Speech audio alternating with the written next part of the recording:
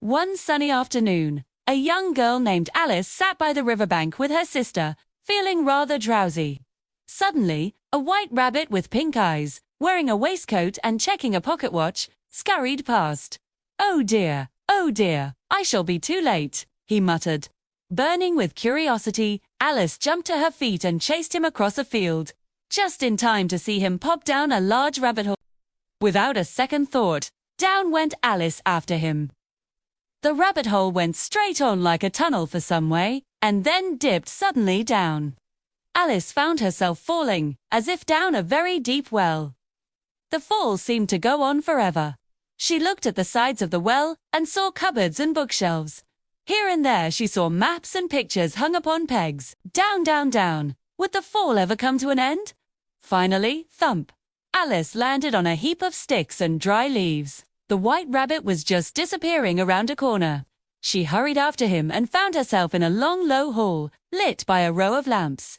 There were doors all around the hall, but they were all locked. In the middle of the hall was a small three-legged table, made of solid glass. On it was a tiny golden key. Alice tried the key in every lock, but it was too small for any of them. Then she noticed a low curtain she hadn't seen before. Behind it was a little door, about 15 inches high. She tried the golden key in the lock, and to her great delight, it fitted. Alice opened the door and found that it led into a small passage. She knelt down and looked along the passage into the loveliest garden you ever saw. How she longed to get out of that dark hole and wander about among those beds of bright flowers and those cool fountains. But she couldn't even get her head through the doorway. Looking back at the table, she found a little bottle that certainly wasn't there before. Tied around its neck was a paper label, with the words "Drink Me" beautifully printed on it, in large letters. Alice wisely checked if it was marked poison, but finding nothing of the sort, she tasted it. Finding it very nice, she very soon finished it off. What? A curious feeling. She was shrinking. Soon she was only 10 inches high, the perfect size to go through the little door into that lovely garden. But alas, poor Alice! When she got to the door, she found she had forgotten the little golden key. And when she went back to the table for it, she found she could not possibly reach it. Just then, her eye fell on a little glass box lying under the table.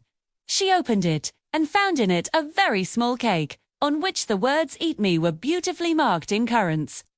"Well, I'll eat it," said Alice, "and if it makes me grow larger, I can reach the key.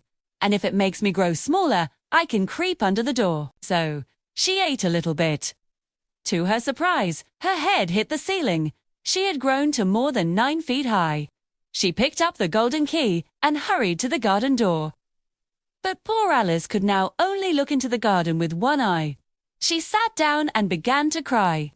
Her tears ran down, making a large pool all around her. Suddenly, the white rabbit appeared again, splendidly dressed, with a pair of white kid gloves in one hand and a large fan in the other.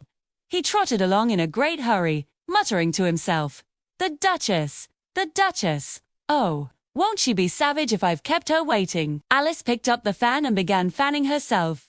With each wave of the fan, she began to shrink again. In a great hurry to stop shrinking, she dropped the fan, just in time. She was now small enough to go through the door, but the pool of tears she had cried was now all around her. She slipped, and the next moment, splash! She was up to her chin in salt water. Her adventure in Wonderland had truly begun. What strange creatures and peculiar events would she encounter next?